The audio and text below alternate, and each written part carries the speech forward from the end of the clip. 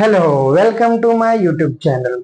इस वीडियो में आप पढ़ोगे रिफ्रैक्शन ऑफ लाइट, 10th का 6th chapter refraction of light.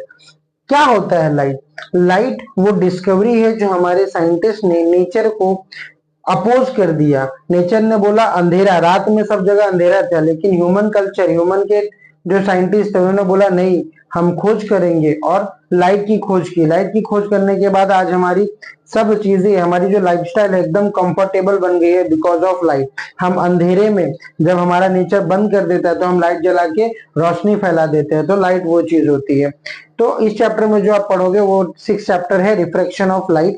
पहले समझते हैं रिफ्रैक्शन और रिफ्लेक्शन में डिफरेंस क्या होता है।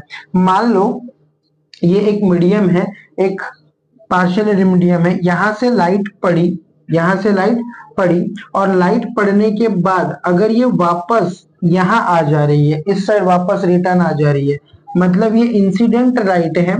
और इंसिडेंट लाइट अगर वापस आ जा रही है तो ये हो जाता है रिफ्लेक्टेड। प्लीज देखिएगा, रिफ्लेक्टेड FLE। और अगर ये लाइट पड़ी और लाइट पड़ने के बाद ऐसे यहां जा रही है तो इस रेस को आप बोलोगे रिफ्रैक्टेड रेस। क्या बोलोगे बच्चा?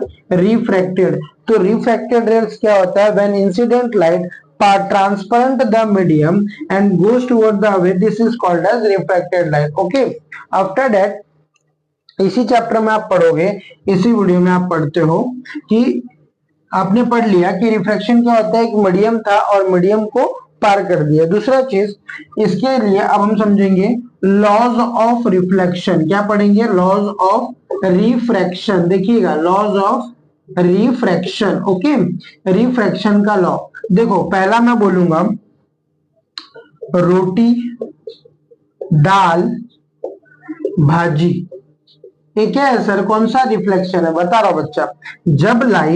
जब लाइट रोटी यानी कि रेयर मीडियम से दाल यानी कि डेंसर मीडियम में जाएगी। ओके, लाइट रेयर मीडियम से रोटी दाल, तो लाइट क्या हो जाएगी? बैंड हो जाएगी। पहला लॉ समझा बच्चा? रोटी दाल भाजी, जब लाइट रेयर मीडियम से डेंसर मीडियम में जाएगी तो बैंड हो जाएगी। दूसरा क्या है? दाल रोटी अचार, ये क्या है सर? बताता हूं। जब लाइट डेंसर मीडियम से रेयर मीडियम में जाएगी तो light away from the normal जाती है। कहां जाती है? अवे। तो पहला लॉ रोटी दाल भाजी यानी कि रेयर से डेंसर में जाएगी तो लाइट बैंड होती है। और दूसरा दाल रोटी अचार यानी कि डेंसर से जब रेयर में जाएगी तो लाइट अवे होती है। ये ट्रिक समझ गए?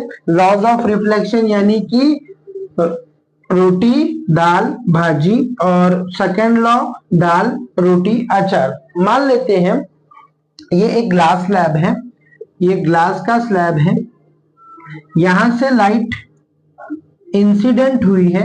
लाइट क्या हुई है? इंसिडेंट पड़ी है। अब देखो यहाँ पे कोई पार्टिकल्स नहीं है, तो ये इसको आप बोलोगे रेयर मीडियम। क्या बोलोगे? Rare medium. ओके, अब रेयर से जब ये डेंसर में आएगी तो ये उसका नॉर्मल पॉइंट है।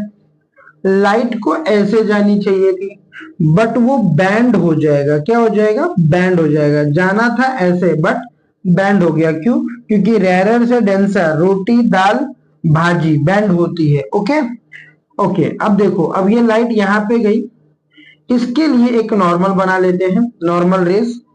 अब लाइट को डेंसर से रेयर में ऐसे जाना था बट अब वो ऐसे जाएगी अवे फ्रॉम द नॉर्मल। ये क्या हो गया? डेंसर से रेयर। कौन कौन से रे हो गए? अब देखिएगा, बच्चे एग्जाम में गलती क्या करते हैं, हमेशा इंसिडेंट रे और नॉर्मल रे के बीच में आप एंगल बनाइए। ये एंगल ऑफ इंसिडेंट रे होता है हमेशा, ये वाला नहीं, ये वाला नॉर्मल और रिफ्लेक्टेड रे के बंग में आप एंगल R बनाइए और ये आपका हो जाता है एमर्जेंट रे। क्या हो जाता है? एमर्जेंट रे। ठीक है, तो एंगल I यानी कि इंसिडेंट रे, एंगल R यानी कि रिफ्लेक्टेड रे, और एंगल E यानी कि एमर्जेंट रे, एमर्जेंट रे। ओके, यही कॉन्सेप्ट है। 2-3 छोटे छोटे टॉपिक से अगला आएगा रिफ्रैक्टिव इंडेक्स। ओके।